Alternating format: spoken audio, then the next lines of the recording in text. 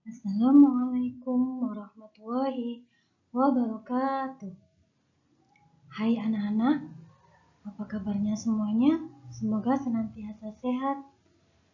Jangan lupa tetap mematuhi protokol kesehatan dengan memakai masker, selalu mencuci tangan, dan menjaga jarak. Oke nak, tetap semangat ya belajarnya meskipun masih dalam kondisi daring. Nah, dalam layanan BK kali ini Bu Iza akan membahas tentang eksplorasi bakat secara mandiri. Namun sebelum kita membahasnya, mari kita berdoa bersama-sama terlebih dahulu dengan membaca basmalah. Bismillahirrahmanirrahim. Oke anak-anak semuanya, tujuan dari kita mempelajari eksplorasi bakat secara mandiri adalah dapat memahami dan mengenali pengertian bakat serta mengeksplorasi bakat secara mandiri yang dimiliki.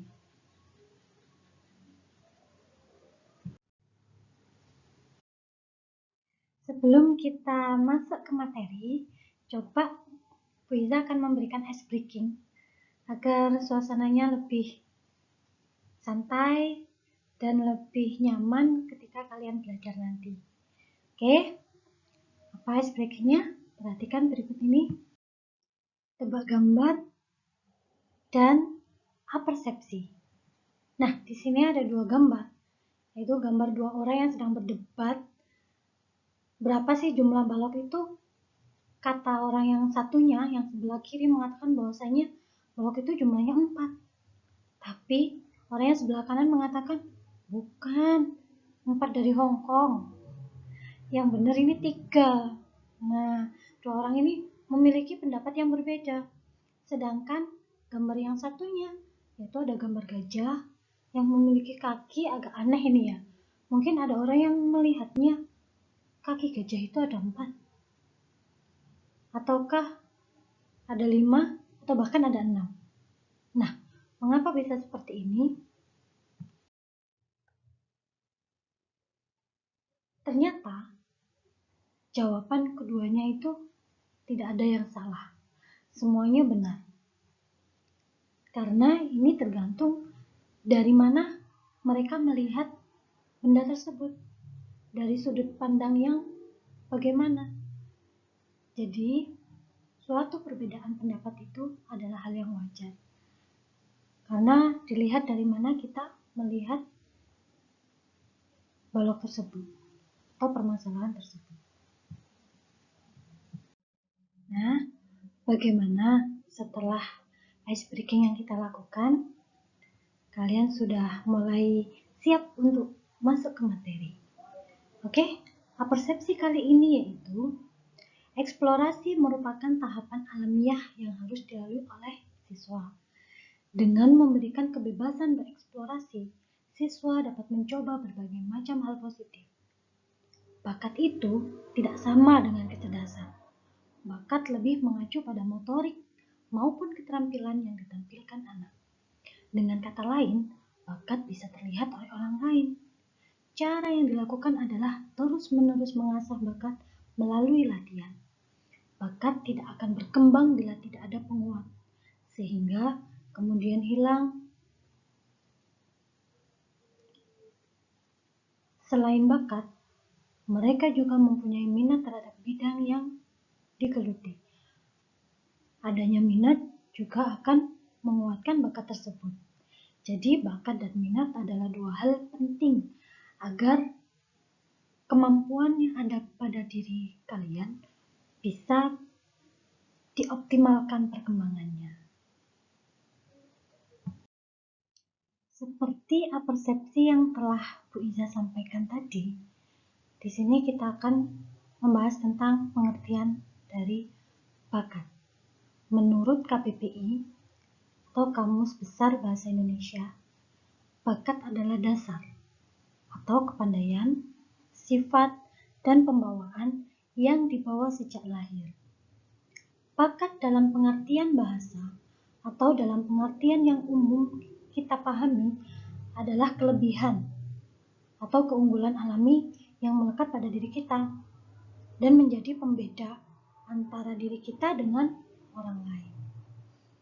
Bakat atau aptitude pada umumnya diartikan sebagai kemampuan bawaan, sebagai potensi yang masih perlu dikembangkan dan perlu dilatih agar dapat terwujud.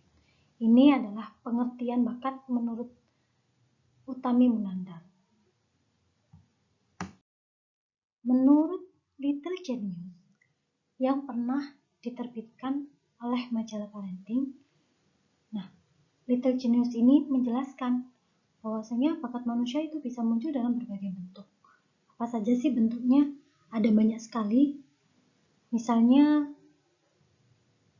acting atau gerakan, kemudian kepetualangan, estetika atau keindahan, artistik, keatlitan, pengetahuan umum, kemudian peduli dengan orang lain atau mudah tersentuh, memiliki rasa simpati dan empati, kemudian keberanian, kreativitas, kematangan emosi, kehebatan menyimpan data atau menghafal. Ada lagi imajinasi, keingintahuan, intuisi, daya cipta, atau menemukan hal-hal baru, kemudian pengetahuan spesifik tentang hal-hal tertentu, kepemimpinan, bakat kesastraan, kemudian kemampuan berlogika, ketangkasan manual atau keterampilan tangan, kemampuan matematis, penguasaan mekanis, karakter moral, permusikan, dan masih banyak lainnya seperti yang ada di slide yang Bu Iza tampilkan. Nah, ini berbagai bentuk kemampuan atau bakat yang dimiliki oleh seseorang, begitu banyaknya. Nah, sekarang tugas kalian adalah menemukan bakat itu pada diri kalian. Mana sih yang termasuk bakat yang ada pada diriku dari sekian banyak bakat yang telah disampaikan oleh Little Genius tadi? Dari sekian banyak bentuk bakat tadi, di sini jenis-jenis bakat itu ada dua, yaitu bakat umum dan yang kedua yaitu bakat khusus. Apa sih bakat umum itu? Bakat yang biasanya itu berupa potensi dasar yang bersifat umum dan kebanyakan manusia atau kebanyakan orang itu memilikinya. Sedangkan bakat khusus ini adalah kemampuan berupa potensi khusus yang tidak semua orang memilikinya. Seperti bakat seni, memimpin, berceramah, olahraga. Nah, bakat khusus ini terbagi lagi menjadi beberapa macam. Yang ada 8 di sini, mulai dari bakat verbal, numerikal, bahasa, kecepatan atau ketelitian, relasi ruang atau spasial, mekanik, abstrak, dan skolastik.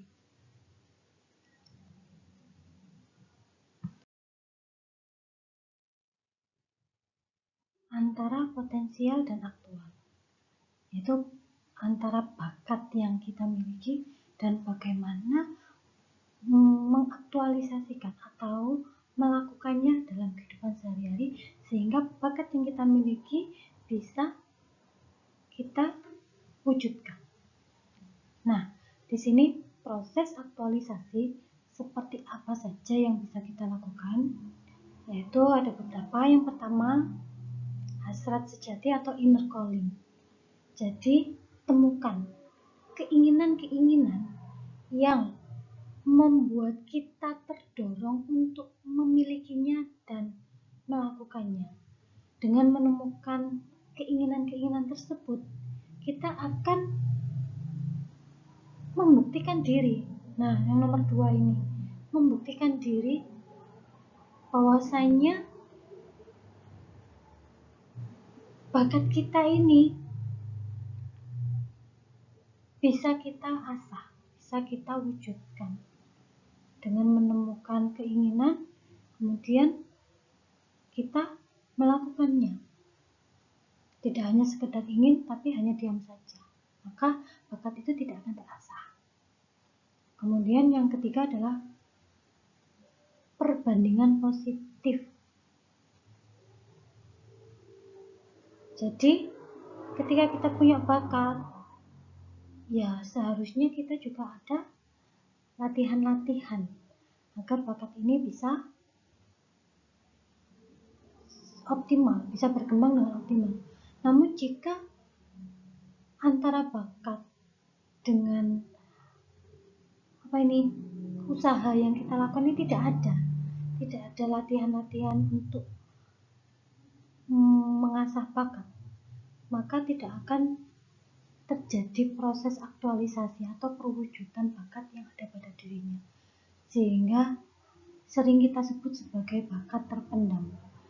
Ya, bakatnya hanya terpendam saja, tidak bisa muncul, tidak akan terlihat oleh orang lain, atau bahkan diri kita juga tidak akan tahu bahwasanya sebenarnya kita memiliki bakat. Dan berikutnya adalah pengasahan. Seperti yang kita katakan tadi nomor 2, bahwasanya agar bakat kita itu bisa berkembang dengan optimal, maka perlu diasah dengan latihan-latihan yang konsisten, yang teratur, sehingga bakat yang ada pada diri itu bisa berkembang dengan baik dan bisa dilihat oleh orang lain, dan kemudian bisa bermanfaat bagi si pemilik bakat tersebut. Oke, yang terakhir, yang nomor 5, setelah kita sudah tahu bakatnya, sudah tahu minatnya apa, kemudian sudah dilatih. Nah, kalau misalnya tidak disalurkan atau tidak ada penempatan yang baik, akhirnya ya sama saja, bakat itu tidak akan bisa dilihat oleh orang banyak, tidak bisa menginspirasi orang banyak. Untuk itu perlu adanya penyaluran. Ketika anak-anak sudah mengetahui bakatnya, misalnya punya bakat lari, dia sering memenangkan lomba, nah ini perlu disalurkan. Seringlah mencari event atau perlombaan-perlombaan dimanapun itu, kemudian ikutilah. Insya Allah dengan demikian bakat itu akan nampak seperti itu. Jadi anak-anak, setelah mempelajari tentang bakat dan bagaimana cara mengaktualisasikannya, bisa pesan untuk anak-anak semuanya, mulai dari sekarang kenalilah dan temukan bakat yang ada pada dirimu. Mana bentuk bakat yang seperti apa yang ada pada dirimu. Kemudian ketika sudah menemukannya, bulatkan tekad untuk kamu mengembangkan bakat tersebut dengan latihan, mengasahnya setiap saat. Kemudian yakini, suatu saat kamu akan sukses dan menjadi seperti yang telah kamu cita-citakan. Terima kasih, sekian dari Bu Iza, semoga bermanfaat. Jika ada pertanyaan, silahkan tulis di kolom komentar atau bisa WA ke nomornya Bu Iza. Terima kasih. Assalamualaikum warahmatullahi wabarakatuh.